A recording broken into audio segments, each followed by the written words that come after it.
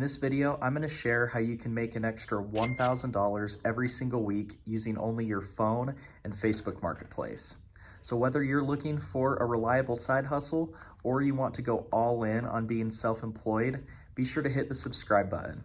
I'm going to be posting a new video every single day showing how I make a living from flipping couches.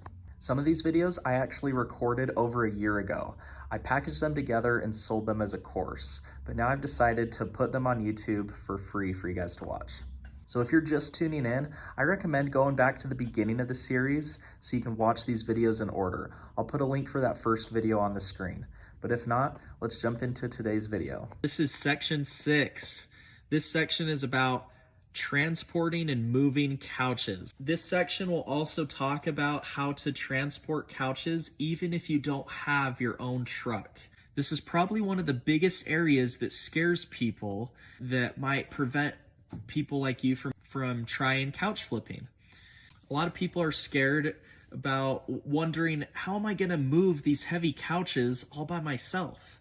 That seems like a ton of work, and even if you can make good money, it just seems like I don't want to hurt my back and I don't have a truck, so moving couches just sounds hard. Well, if you're thinking those things, then pay attention in this section, because I'm going to teach you how to, 1, easily move couches on your own, but 2, how to move couches from point A to point B even if you don't have a truck. These are very important things because these are obviously necessary things for you to be successful with flipping couches. Another reason why transporting couches might be intimidating is that some of you might not have your own truck or trailer. You might be wondering, how am I going to move all these couches if I don't have a truck? Well, let me tell you that when there is a will, there is a way. And there's actually lots of different ways that anybody can reasonably move a couch without having their own truck. Let's talk about that first. If you already have a truck, I would still pay attention to this section because if for some reason your truck quits working, or if you are unable to use it for a day or two, then you'll still have these methods to help you move couches, but it won't be as important. But if you don't have a truck, then listen up.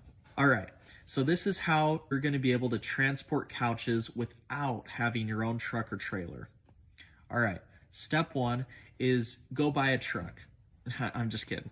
If you see the potential in couch flipping like I did, you're going to do whatever it takes to make this work.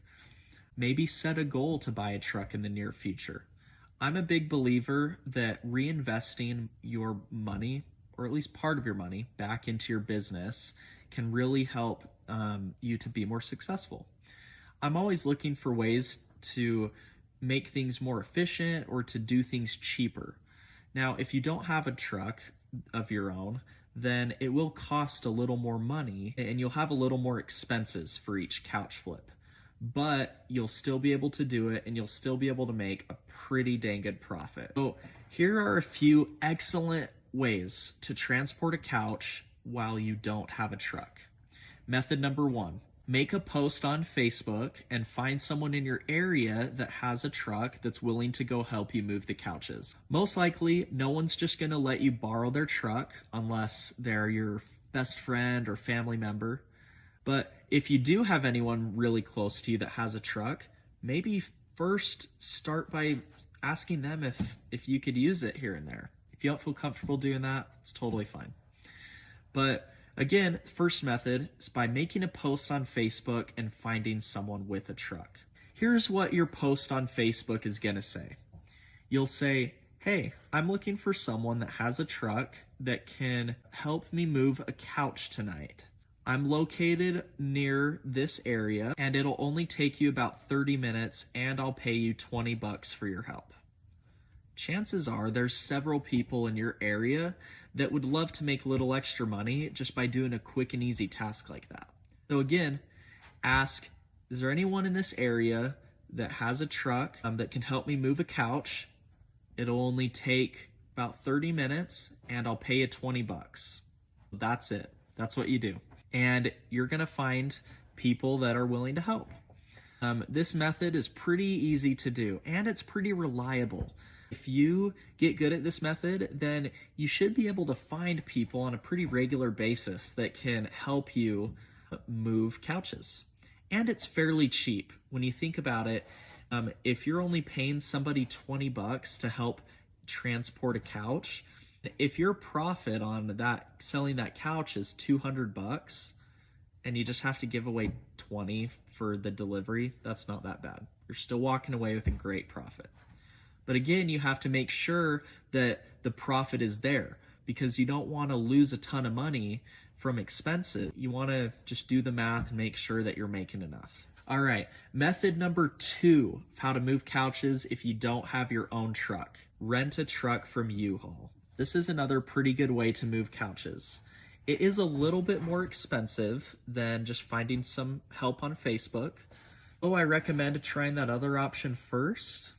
But if you do go with the U-Haul method, I recommend trying to line up multiple couch trips in the same day. That way, by paying for that one U-Haul rental, you're able to move several sets of couches to make that truck rental more worth it.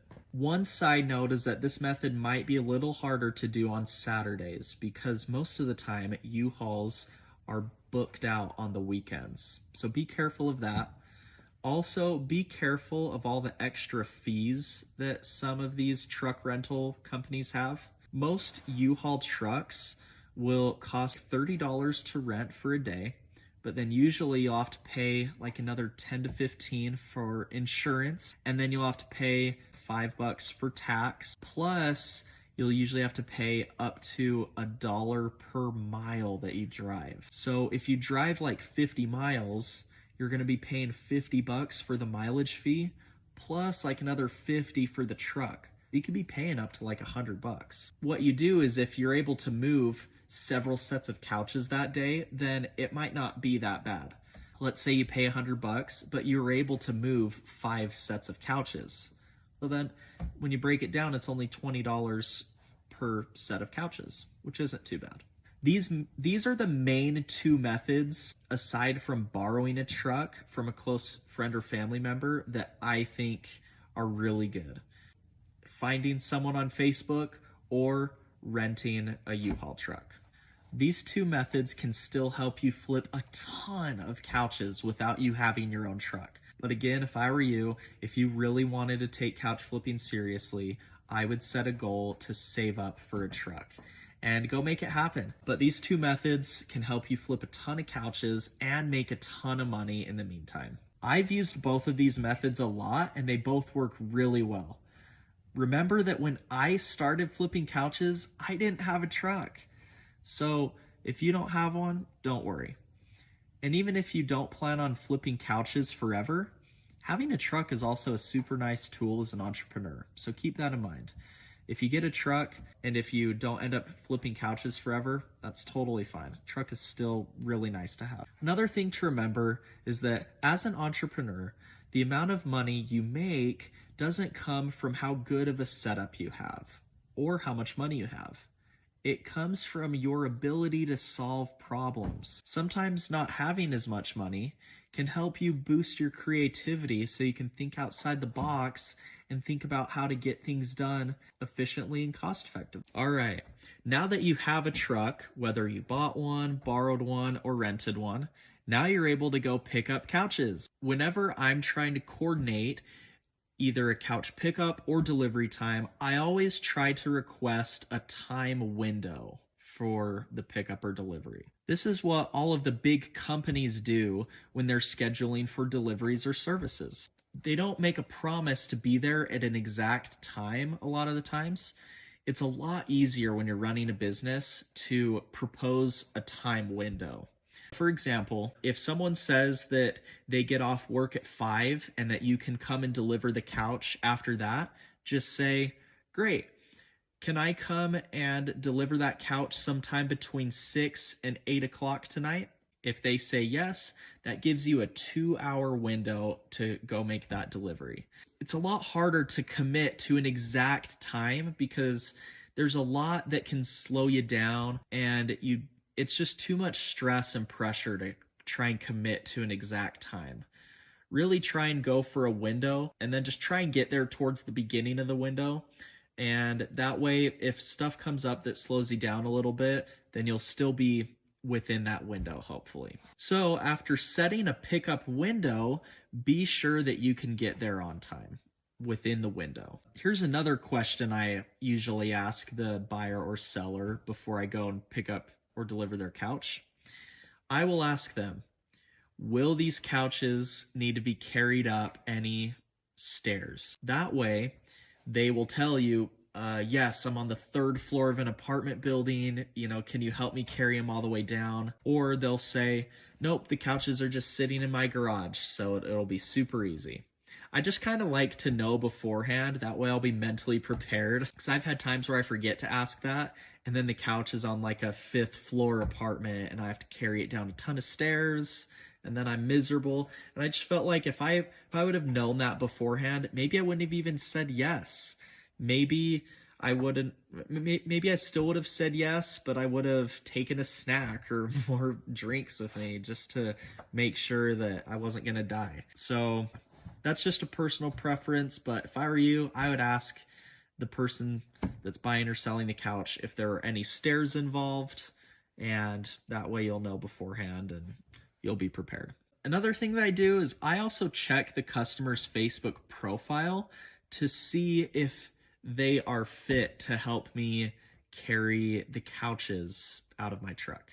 Most of the time, the person that is either selling you a couch or buying a couch from you, most of the time they'll be willing and able to help you carry the couch in or out of their house. Usually the homeowner will be okay with that. But sometimes you're going to get a situation where maybe it's a pregnant lady that's home alone, or maybe it's just an old couple that's unable to lift.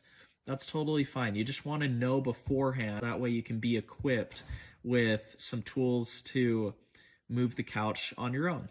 Something that I invested in is a furniture dolly. There are a few different ones. There's the big upright furniture dollies that you can push like this.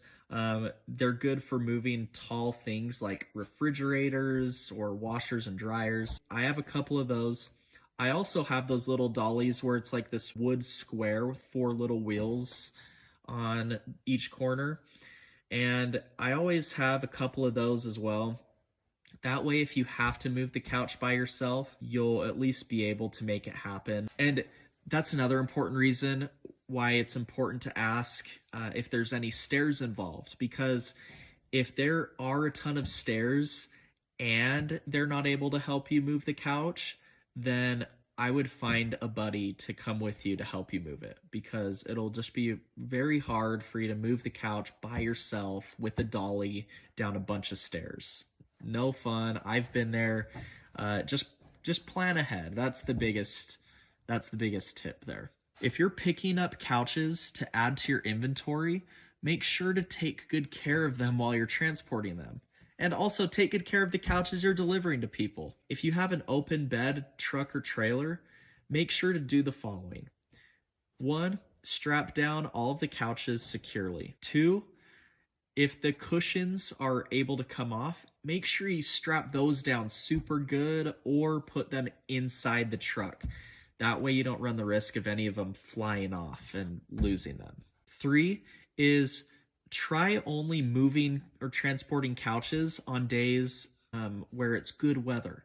Because if your couch is exposed in the back of an open truck and it's gonna snow or rain, you don't want to be caught in the bad weather and have your couch get all wet. And then if you have no other choice and the weather isn't looking super good, but you need to go move a couch anyways, I would be prepared with dry tarps. Have a few tarps on hand so that way you can cover your couches. Now, tarps, they're not always perfect. Sometimes the wind blows them loose and water still gets on the couches.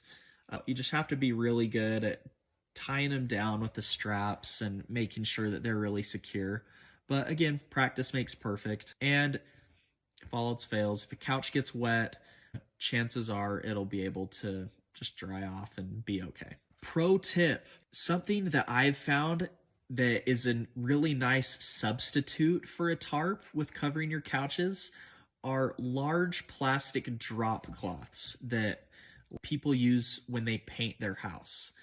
You could find these at any Walmart or Home Depot or Lowe's. A lot of times they come in pretty big sizes, like 10 feet by 20 feet. And I always like to get the ones that are a little more thick. I think it's like the 2 millimeter thickness, I think. Experiment with different plastic drop cloths. The reason why I like using those over tarps is because those are disposable. Now, you will be spending a little more money when you're using these, but sometimes when you use a tarp and you have to ball it up and reuse it, if the tarp is super wet, then the moisture will get on both sides of the tarp, and then you can't really reuse it right away without getting your couch super wet. So if you have a few of these plastic drop cloths on hand, then it's a super easy way to just quickly cover your couches, and then if they get all gross, then you can just throw them away. They're like literally a few dollars each, like $3 to $5. So if you're making a good profit on a couch and you're just spending an extra few bucks on the days where it's bad weather, then that's not that big of a deal. But if you are using tarps or those plastic drop cloths, make sure to secure them really well. You need to secure all the corners, all the way up and down every side. That way, when you're driving fast and the wind is picking up on the tarps, they'll be secure and they're not going to get up and flap around. Now, obviously, having an enclosed truck or trailer is a lot nicer because you just don't have to worry as much about your couches getting wet or a cushion blowing away or someone taking your stuff or anything like that. They're just much more protected. So if you are moving a set of couches that are really nice, or if you have a ton of couch deliveries set up on a day where the weather isn't very good, then maybe consider paying a little extra for an enclosed moving van or like an enclosed trailer rental, because those are really nice, and they just give you some peace of mind. When you're moving your couches, you'll just be more confident that your couches will stay in great shape. So another good alternative to a truck or a moving van is an SUV that has a tow hitch that can tow a small trailer. This is actually what I used when I was starting out couch flipping. I had an SUV and it was able to tow. So what I did was I bought a really small trailer for pretty cheap and I just towed that around all day. If you've never towed anything before, don't worry, because before I started couch flipping, I had never towed a trailer in my entire life. But you just look up some videos on YouTube, how to tow a trailer, and just through trial and error, you'll figure it out. If you have an SUV that can tow, maybe just find a cheap small trailer and start moving your couches with that. I did end up upgrading to a truck, but that was after flipping over 700 couches. So the SUV and the trailer, they worked out great. So keep that in mind as an option if you already have an SUV that can tow. Well, now that you know how to get your hands on a truck and how to get help loading and unloading the couches, well, what about unloading them when you get to the storage unit? Chances are you'll be by yourself when you get to your storage unit and you'll need to unload the couches. Now, don't worry, it's not as hard as you'd think. The nice thing about moving couches around and couch flipping is that couches are very durable, right? It's not like you're trying to move like this fancy sculpture or even like a wooden desk. They're a lot harder to move when you're by yourself. When you have a couch, you can honestly just like pull it straight out of the truck bed and chances are nothing's going to happen to it. Couches are very durable. Now, I wouldn't recommend doing that. I would try taking a little better care of them than that, but it's just fine to literally lift up one end. Once it's on the ground, literally just lift up one end and just drag it along. Drag it into your storage unit. Don't worry about it breaking. Unless, I'm going to show a picture, unless it has like these really tall, skinny legs on the couch, those are a little more prone to breaking. But if the legs all seem really solid and they're not very tall, then just don't worry too much about the couch breaking or anything like that. One side note is that I have kind of made a mental note to avoid getting couches with like a couch bed. And even some reclining couches I'll kind of steer clear from just because they are so heavy. Now I'm going to demonstrate how to load and unload couches by yourself easily. I'm going to do that here at my storage units. So follow me out to my truck and I'm going to show you how to do it. Alright, so instead of putting a video of me unloading a couch right here, I'm just going to have a separate library of all of my hands-on videos. This includes things like unloading and loading couches, as well as fixing and cleaning couches, and other stuff like that. So if you want to watch those, you can head over to that section. But for now, back to the course. Alright, so now that you've seen me unload and load couches into my truck all by myself, hopefully you feel a little bit more confident about doing that. If you don't already have a place to keep your couches that you're going to flip, this next section will talk all about that. I'm going to tell you how to find a good place where you can keep your couches. I recommend just a simple medium-sized storage unit starting out. I'm also going to give you some tips on how to decide how much storage space you'll need to start couch flipping.